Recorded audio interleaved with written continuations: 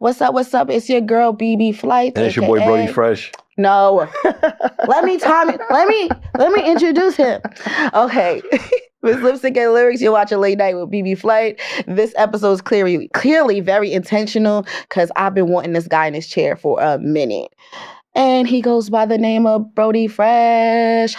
Yay! That wasn't enough. You not with one of your kids. You gotta be hyped. Yeah, you know, it's late night though. It's late night. The kids is up too. You gotta keep the vibes down. That's all right. Now it's giving quiet storm. All right. Thank you for coming. Thank you for having me. You know, I've been a fan of Locked In from a long time, like 2016 with Earwax. I've seen you flourish, grow, and evolve. Both of us. Yeah, clearly. You know Look at us. It's been a pleasure to really know that if you're a fan of Long Island hip hop, you have to be a fan of Brodie Fresh. I hope so. Nah, they've been Mount Rushmoreing you. Yeah. It don't feel like that all the time, but I hope so though. I feel like that helped though. Because a lot of people it was like, it went from like, who the fuck is Brodie? Right. To, oh, that's Brodie. Like, right. I feel like just in a little amount of time from that post, people was like, they wasn't angry about it because there's evidence in the touring. Right. There's evidence in the work. You got to listen to these bodies of work and know like, yo, you're really everything that you required to be on a Mount Rushmore. Right. They get it now. They understand now. Listen, I didn't have to argue for you. So I was just like, yep, this is right. Yeah, we had some, there was some arguing in there though. Yep, this is right. This is accurate. The list is accurate. So right. I love that about you. And you're hardworking, you're diligent, and you're very about your business. I appreciate you. One thing I wanted to talk about is you as a businessman, because a lot of artists don't have their shit together. Right. A lot of artists don't even know how to go about syncs and anything like that. How important is it for you as an artist to know the business? I think it's very important. I mean, a lot of people miss out the fact that it's called music business. You know what I'm saying? So it's just a part of it. It's like any other thing, any other company, any other thing that you start, you're gonna need to, make sure that you know how to handle that to succeed. So for me, yeah, it's super important. Learning BMI, learning publishing, learning your masters, learning uploading things to be spun on radio and be able to clock radio, BDS and different things. Like a lot of people is not taught it though, but some people are gonna go out and try to learn it, and some people choose not to. But were there any mistakes that you've made along the way? Definitely, I say just letting life slow me down. A lot of times things that happen, and I sit there and be like, man, this happened, so I'm not in the mood to post right now. I'm not in the mood to do this and do that.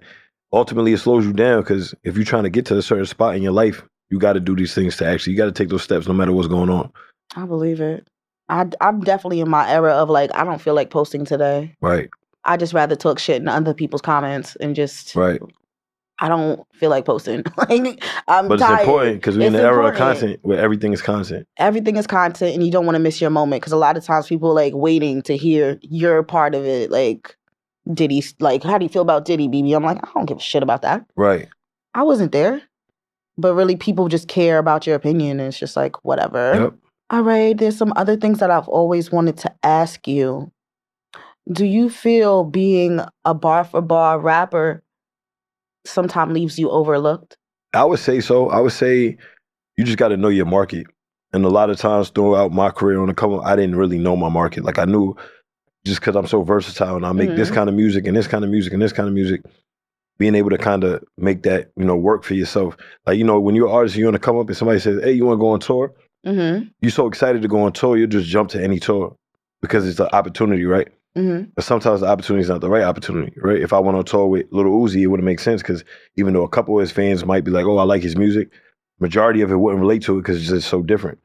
You got to understand who you work with, exactly, and understanding your base. And once you learn how to market to that, then I think everything is cool. But when I come up, definitely.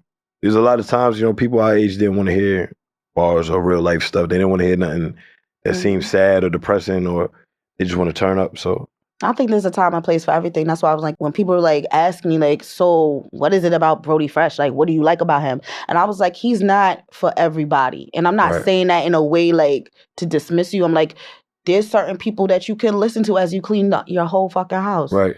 I feel like when I've listened to any of your project, I was on the go. I'm in a car. I'm in some type of transit. I'm cruising. Right. So that's why, like, one time I hit you and I was like, what made you do this layout of this project like this? Like, I was like, who's behind this? Who's executive producing this? You're like, it's me. Right. And I'm like, this project was really fucking sad. I'm like, I'm on my way to work to clock in, and I'm like, damn, like, I'm sad, but it's like now I go back to listen to it again because it's like it was a very sad project. Yeah. Hold on, life gets real. Life did get real, and it was a kid from Elmont. Yes, I was on my way to work, and it just felt like very heavy, and that's why I was just very curious. And I personally feel like that project you need to do a breakdown, right? Because we gotta do that. You need to do a breakdown because there's so much.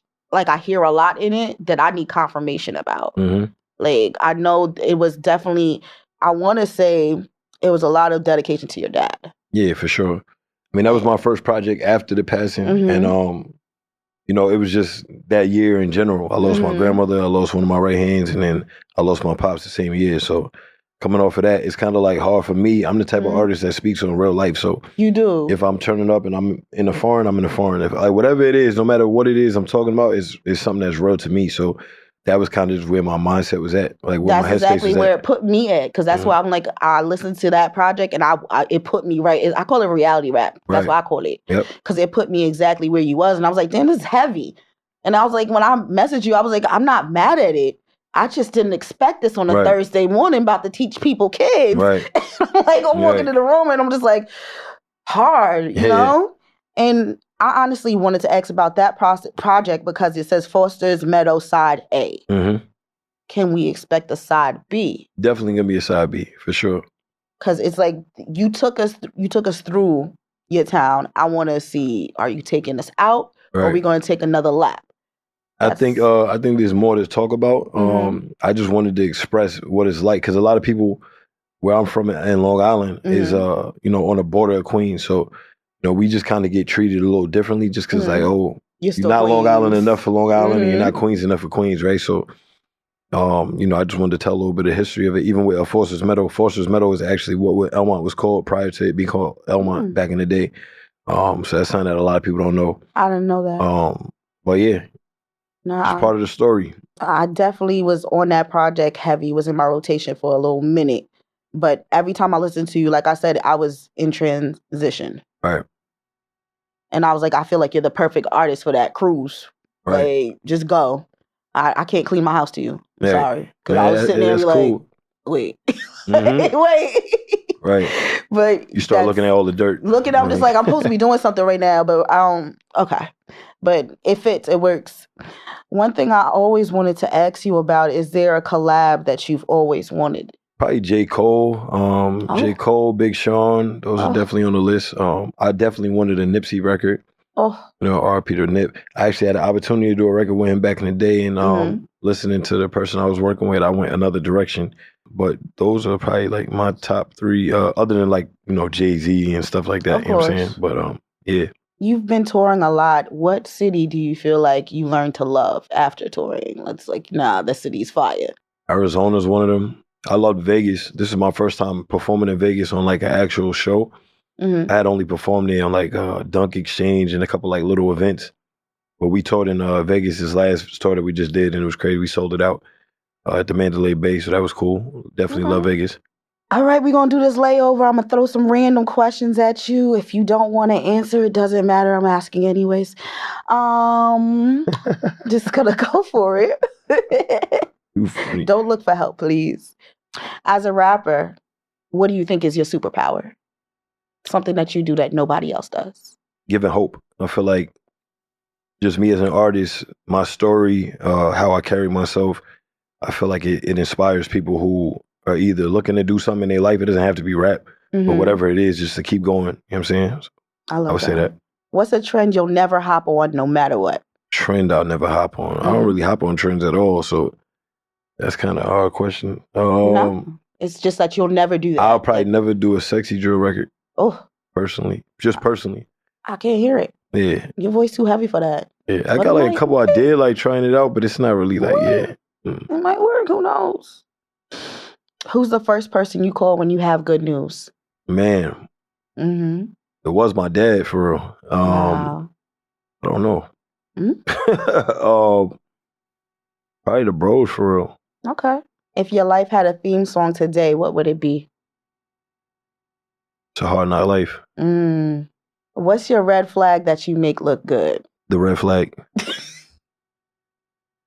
Really? Really? Yeah, you asked, right? I make the red flag look good, man. You know what I'm saying? What red flag do I make look good? I don't know. That's a hard one. Not me hitting you with the math. Does anybody make a red flag look good? I do. So what red flag do you make look good? Today, gaslighting. Okay. I got a toxic trait of gaslighting. Like, I definitely have a way with words to manipulate a situation. I'll make it look good. Right. I'm working on that. Twin. What? Not as being the twin. What's one thing you'll never apologize for? Never apologize for just being me, like staying true to myself. Okay. I want you to finish off the sentence. Don't play with me when it comes to family. Because they all look alike. I've never seen somebody's child look like you have a copy machine inside of you. And they just come out. Chick-doo, chick-doo, chick-doo. I'm like, that's your baby, and that's your other baby, and that's your other baby. That's how it gotta be. Yeah. Oh, you your daddy's son. Really? Yeah. I love that.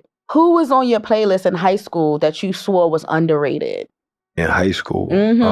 We telling our age, because you old, but I'm a little older. Man, in high school, let me think.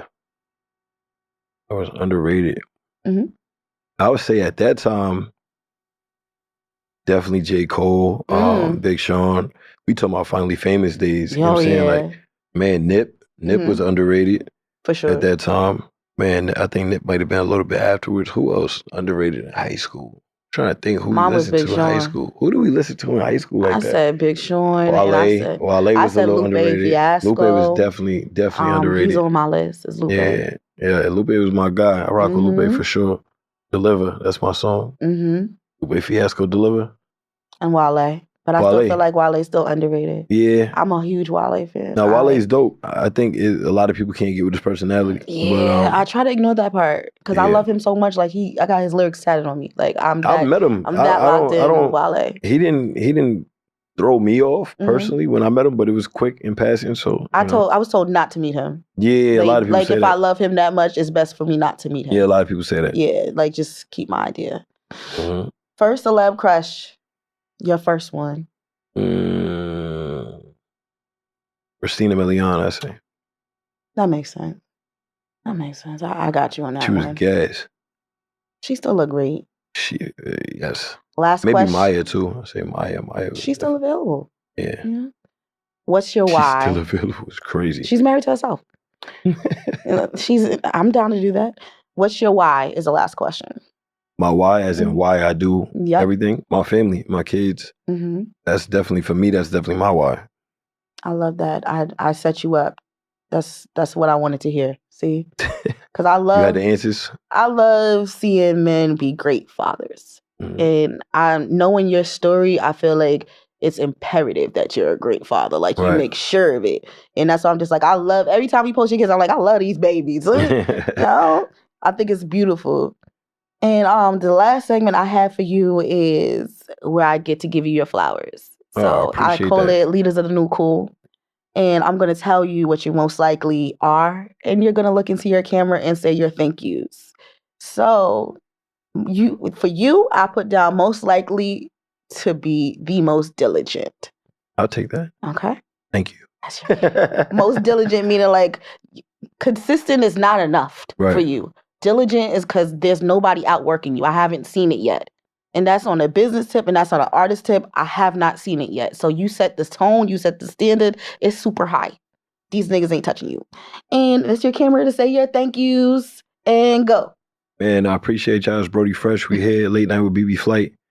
Make sure I tap in, no tap out, man. Big Long Island, we outside, man. Love. That's it. And we like to thank all the little people. All the little people. All the little everybody. People everybody. Making all these lists. Thank the whole team, man. For getting us off the list. Yep. Thank you everybody that supports us, what we doing, gave us a chance, an ear to listen out. And just the guys, man. Thank you for the family, my team, my brothers for inspiring me and motivating me to keep going. And yeah, man, we here. Love it. before you leave me, thank you for coming. Thank you for having me. Because I know you're hard. Oh, no, I told you I was coming. Yes, and I told you about this show last year. So that's the thing that's weird. Like, you were a part of my creative process. I created a platform like this for people to know people like you. Right. Because it's not enough. Long Island's not enough. 100%. You're the artist that I carry with on my playlist, and I'm like, oh, you need to. Everybody's like, oh, who's the illest artist out of Long Island? You're on my first. Like, nah, Brodie's there. He carries it. So I appreciate that. I want you to know, like, you know, when I create stuff like this, it's always with artists like you in mind. Right. So, and the illest thing is being able to cross promote. Listen, because they need to know you too. You know what I'm saying? You're the only artist from Long Island that can see me in another state too. Yeah, come on. You see putting in the work. Putting in the work. Yeah. So I want you to leave off with the show talking to 10-year-old Brodie. Okay. If you had an opportunity to talk to him, what would you tell him? Make yourself proud. That's what I would tell him. You doing that? I don't even want to leave off with just that because I forgot to acknowledge that you were making a film. Film, album, yeah, we got a couple things coming out. Yeah. This man is making a film, you guys. We getting into it. I'm ready for that red carpet for that and everything that you're throwing at us because October's a project. Then you have a film. Just don't let up. I'm Preacher's ready. Kid. Yeah, we outside. We got a single dropping too, 4th of July. Like me, so look out for that. I'm ready for all of that. And with that said, it's your girl, Bebe. Good night and good morning. And we out. And he's going to do his drop.